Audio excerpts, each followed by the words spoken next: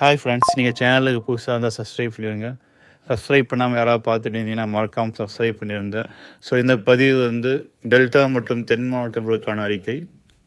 So delta மற்றும் தென் மாவட்டங்களில் எந்தெந்த மாவட்டங்களில் அதிக கனமழை முதல் அதீத கனமழை வரை பெய்ய வாய்ப்பு இருக்குது, மேக வெடிக்கும் மழை எங்கெங்கெல்லாம் வாய்ப்பு இருக்குது, ஸோ அப்படின்ற பற்றியான அறிக்கை. இதில் ஒரு சில இடங்களில் வந்து குறைந்த அளவிலான வெள்ள வாய்ப்பு கூட ஏற்படலாம். ஸோ நம்ம எந்தெந்த பகுதின்னு சொல்லிட்டு இந்த பதிவில் பார்த்துருவோம். முதல்ல தென் மாவட்டங்களை பொறுத்த வரைக்கும் ராஜபாளையம், சிவகாசி, கோவில்பட்டி, கழுகுமலை, புளியங்குடி, கடையநல்லூர், தென்காசி, திருநெல்வேலி, ராமநாதபுரம், அருப்புக்கோட்டை, கமுதி. ஸோ இந்த பகுதியில் நல்லா மழை பெய்யுது. இது மட்டும் இல்லாமல் இதற்கு அடுத்ததாக டெல்டா மாவட்டங்கள் என்னதுன்னு பார்த்தீங்கன்னா நாகப்பட்டினம், கடலூர், புதுக்கோட்டை, மயிலாடுதுறை. ஸோ இந்த பகுதிகள் நல்ல மழை பெய்ய வாய்ப்பு இருக்குது.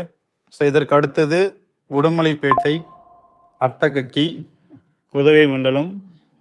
ஸோ இந்த பகுதிகள்லையும் நல்ல மழை பெய்ய வாய்ப்பு இருக்குது. ஸோ நான் இப்போ குறிப்பிட்ட மாவட்டங்களில் ஏதேனும் ஒரு சில பகுதிகளில் வந்து வெள்ள பாதிப்பு கூட ஏற்படலாம்.